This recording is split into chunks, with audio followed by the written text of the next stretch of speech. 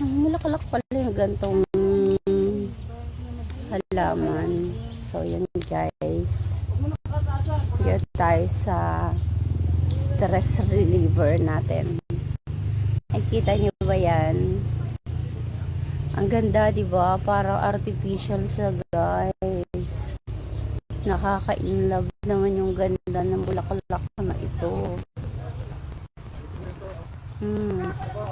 See? Ang ganda. Totoo yan, guys. Pero para siyang artificial. Di ba? Ganda-ganda. So, ano kami para bumili ng halaman sa